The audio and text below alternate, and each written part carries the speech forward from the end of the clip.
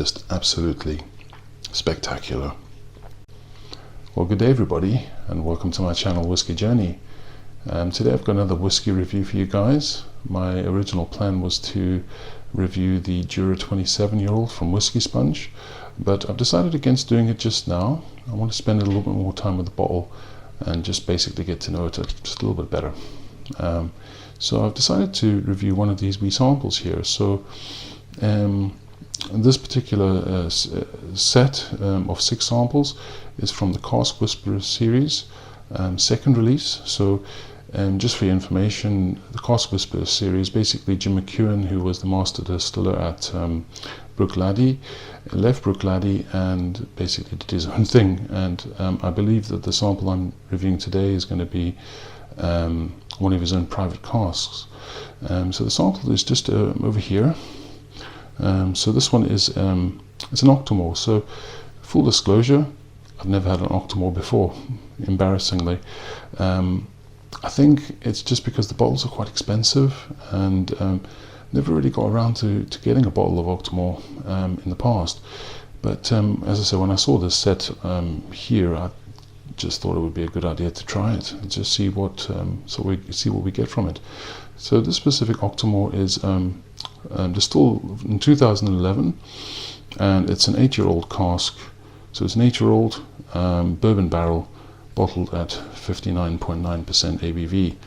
And I've chosen not to pour it initially because I think that when I do reviews, generally I have a bottle and I can get to know the bottle better. Whereas with these ones, I like to be surprised a wee bit, and so I don't have any preconceived ideas on how this is going to taste or what notes I'm going to get from it. So that's a 30ml sample. What we'll do is we'll just do a nosing first and see what we get on the nose first, and then we'll do a wee taste, and I'll try it with water as well, just to see what other notes we can get from it. Just in the Glencairn, as you can see, if you can see, very, very light in colour. That is very light, actually. But yeah, I'm very interested to see what we get. As I say, my first Octomore. So let's see what we get on the nose first. Okay, so this one is quite fruity. There's coastal elements there, like I'm getting some seaweed, some sea spray, getting some pear too as well, some fruits. This one's quite fresh and vibrant, actually. When you think of Octomore, you think of the heavy peat levels, but the peat is there, but it's not particularly strong, I would say. A little bit of rubber, that's interesting, almost like tires. There's some funky elements there too, so I'm getting some barnyard notes as well, which is typical of Bruichladdich, but this Octomore definitely has some of those notes. Some earth and soil, some lemon and some citrus as well. It's very fresh, very, very fresh and vibrant. Okay, the peat's starting to come out a wee bit more now. Typical sort of malted barley notes as well.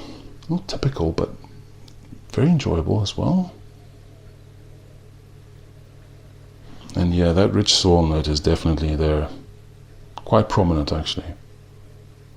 But overall, it's fruity, but more on the citrus side of things, so definitely some oranges and lemons. And as I say, a blanket of peat with coastal elements, salt, sea spray. Yeah, not really getting much smoke. It's more just about the peat and those citrus fruits, but very nicely balanced. Alright, let's just have a wee taste first and see what we get. So 59.9% ABV, let's see what we get.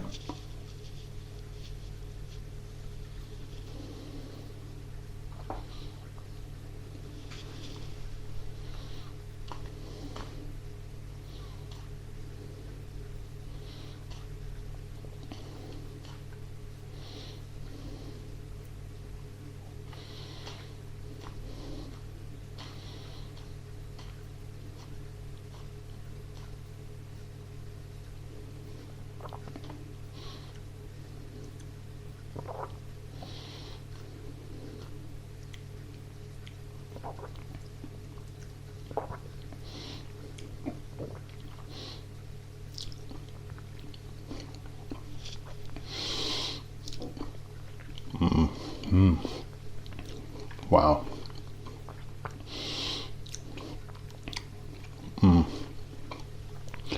Oh, that finish is that's just delightful. Loads of peat, salt, bit of smoke, barley. Yeah, that's a lovely finish, that one. So the palate comes across as quite oily, sort of medium to full body texture. Initial palate, lemon and citrus and salt, a bit of bacon as well, barbecue type meats, and then the finish is just so long just now, but I'm still getting lots of fruit as well. So I'm getting lemon, pear, salt. There's lots of salt. There's quite a salty finish, almost quite coastal and fishy, briny, but then at the finish is just a whack of peat, but beautiful peat, Isla style peat, slightly medicinal, a little bit herbal as well, some influence from the barrel certainly, but some vanilla.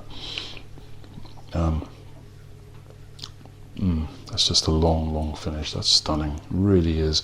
I do love a good peated dram, and this, as I said, this is my first Octomore, but it's interesting how the nose, you kind of get a little bit deceived by the nose because the peat is not as prominent as I would have thought, but on the palate, that peat is just right there in the finish, perfectly balanced. The other thing as well is 59.9% ABV. I honestly would not be able to tell you, or wouldn't be able to guess that was 59.9%. Very well integrated, the alcohol in this.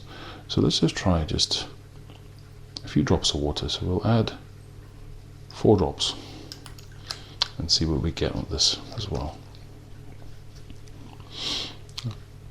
Just really enjoying this one, guys. This is really, as I say, my first experience for Octomore, and it's just, this one is just stunning. Really good. Only, as I say, I was 8 years old. Yeah, 8 years old. I would have thought it's older. I would have probably have guessed 10 years old as a starting point. So let's see what those few drops of water, let's see what that's done to the dram. Okay, so now the roles are reversed. So initially without water, more of the citrus and the fruit. Now we're getting more of the peat coming out straight away. Okay, so again, those few drops of water, more coastal as well, so more peaty, more coastal on the nose. So definitely getting sea spray and salt and lemon. The citrus notes are still there. Just that freshness and vibrancy on the nose is just fantastic. I mean, even with the drops of water as well, you're still getting all those vibrant notes. It's just very fresh. Bacon, soil, the soil character is still there, and it's coming out a bit more with the water. It's just stunning. Really good. Right, let's just try that now with water and see what we get.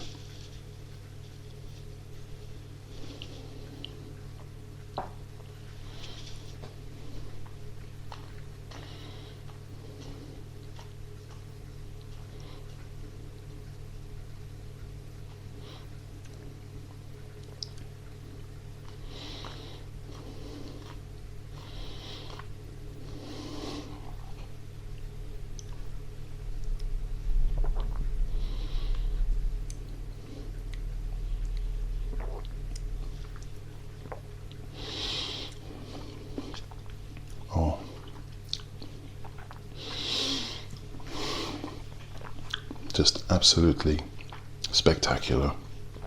That finish is amazing. So I think this water for me is going to be mandatory with this one. It just opens it up so much. As I say, on the nose, more vibrancy and freshness, but on the palate, I started smiling straight away because you get that sharp lemon. It just suddenly pierces your tongue immediately as soon as you taste it. And then, yeah, lemon and salt, and those coastal notes really also come out with a bit of water as well. It becomes quite fishy, quite, yeah, just salt and fish, brine. But then you get that huge whack of peat as well. Beautiful peat, oil, soil. It's rich. Finish is long, it's still lingering with loads of peat just in layers, but also balanced by some great citrus notes on the palate as well at the end with the finish. The finish is quite sweet and a little bit of savory, but it does come across as quite sweet, but it's absolutely just gorgeous. I mean, as far as peated drams go, and my first experience from Octomore, that is just incredible. A bottle is going to cost, well, retail for £220, so it's way out of my budget, to be absolutely frank, especially for, you know, I mean, but honestly, if I saw a bottle of at auction for a decent price, I'd probably get this. I mean, it's just absolutely stunning. Really, really great quality. Yeah, those barley notes as well. Lovely barley and funkiness on this one as well, just on the nose. I'm not going to take a third sip. I'll do that behind the camera. But I'm highly... Yeah, that barnyard note as well is really strong, really funky. It reminds me of Springbank 10, definitely. That sort of barnyard character as well. Yeah, what can I say? Just an absolutely great start to the Cask Whisperer series for me. I don't know which one I'm going to try next. What would I give that out of 10? I mean, I would say easy 9.5 out of 10. It's definitely one of the better peated drams I've had in quite some time, and it's made me a bit of a fan of Octomore, to be honest. I still don't know if I'll spend the money that they're asking for a bowl, but as a sample, it's a bit of a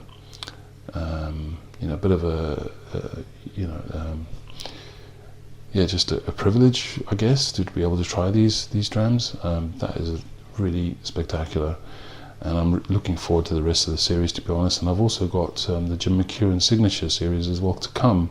So this is the first part of the series that I'll be doing. My first peated dram. I'm not going to do all of them in a go. I think it's best just to review one at a time, spend my time with it. These reviews are going to be a little bit longer, but I think these types of drams, or this dram in particular, rewards your time, rewards a little bit of just reward your time. And I'm glad I've tasted it, not blind at all really, but you know, no chance for me to edit this. You know, this is me just tasting it and giving you my thoughts, no preconceived ideas on what it's going to taste like. So yeah, highly impressed with this Octomore. And as I said, I'm not sure which one I'm going to be reviewing next. There's another Octomore, and there's 2 Port Charlottes, and there's also 2 Bruichladdich as well. So I'll just see how I feel, and I probably want to get the bourbon ones out of the way before I try the more experimental wine cask ones. But anyway, I'm rambling again, guys, and I do apologize. Yeah, this Octomore, 8-year-old, 59.9% ABV, just a starter, absolute winner. Okay guys, so as usual, thanks for watching my content. It's always appreciated, and if you enjoy my content, then please like, comment and subscribe to the channel. Again, it's always appreciated. And yeah, nothing much else to say, guys, except have a fantastic day, and I'll see all of you again soon. Take care, guys. Cheers.